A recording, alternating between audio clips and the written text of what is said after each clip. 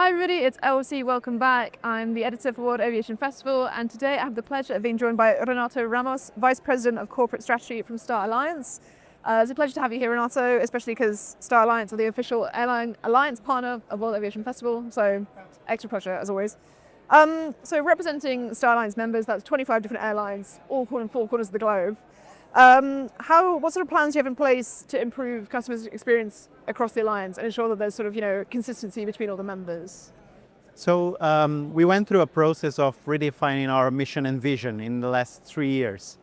And we collectively identified that Star Alliance is a collective business that doesn't work just by Star Alliance defining what the carriers should do or anywhere else. I think we just identified that all carriers have to pitch in with ideas, with directions, and we collectively decide a direction.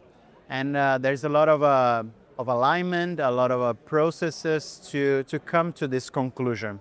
And as a result of that, we define more than 50 standards for the alliance that are written and are audited, and all the carriers they have to comply with. So that's one of the ways that we have to maintain one single value proposition when one carrier is taking care of another carrier's passenger. So like I was just telling you, I came here from Singapore with Lufthansa, connected in Frankfurt, then I changed to a TAP airplane, and then our role at Star is to keep this a seamless journey even when you're changing the aircraft and consequently changing the whole structure, right? So for example, in my one app from Lufthansa, I had the 2 boarding passes for the 2 carriers.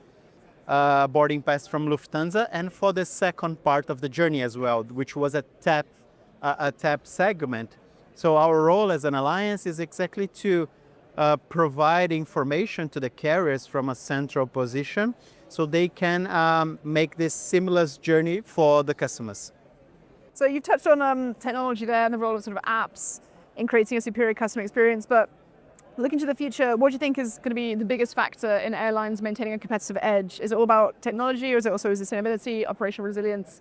What are the biggest factors at play? Yeah, what I've been hearing in the various panels that I've been, 2 things: AI, but also contradicting or even complementing it, personal touch. Yeah. So you have this paradox, right? So I think it's understanding the customer needs with all the different tools that we have, NPS, and also adding the personal touch to deliver service with the support of technology. So for example, I was just saying this in my panel, this Star Alliance has been around for 28 years, and for 28 years we deliver earn and burn of miles in the entire network. But passengers sometimes still struggle to know how many miles they will get in total. So that is still a challenge that not only us, but all the alliances, we have to facilitate grabbing information from both sides so then the customer can be made aware of everything. So giving the customer the control over the journey for better satisfaction as well. So I think AI with the personal touch, it's key to deliver this customer need, this business issue, right? You touched on points there as well, so I want to take some opportunity to talk about loyalty. Yes. Because I know 2 Star Alliance members, United Airlines and Air Canada, both ranked in the top 10 of best airlines rewards programs worldwide, according to a Point.me survey.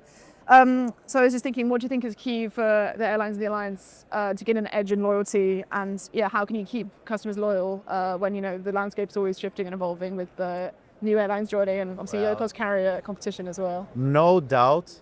That is the redemption availability, and having the entire network available for redemption is key.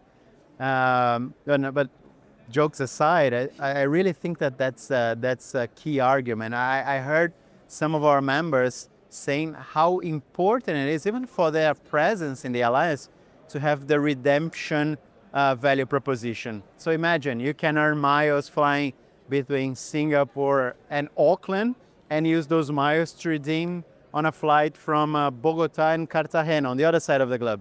So besides being super sexy, it's it opens doors for the customers that are sometimes flying, not in United or Canada's case, but flying in a more regional network. They can reach a complete a gigantic network as well. So of course this is in general, but also the recognition value proposition is super important. And in this case, we have the more than 1,000 lounges that collectively, again, we can offer to Gold customers this lounge access. So I think those two are key parts of the journey that helped Air Canada and United that have super cool programs to even ramp it up. Yeah, nice. And just to sort of wrap things up, looking at the alliance as a whole, how do you see it evolving in the years ahead? And looking at airline alliances in general, what kind of change can we expect in the next couple of years? Well, I think basic needs for customers. I think it's time for some basic needs that are expected already to be fulfilled. So we have just, I think we found a solution for seat selection. That's something that we have been searching for a while, and now we are in implementation mode with all the carriers. We need to understand what other ancillary services are also in a pipeline that are offered in an online experience that should be offered in the interline experience as well, multi-carrier journey, and start to address that. So both extra baggage or even other services with a touch of personalization. So understanding what are the usual behaviors of a customer with the preferred carrier and being able to deliver that in the second carrier as well. So I think these two, they are key in the future, for the future. Yeah, great point to note. Well, Renato, thank you so much for coming here, and it's a pleasure to tap your insight today. Thank you for the opportunity. Thanks. Okay.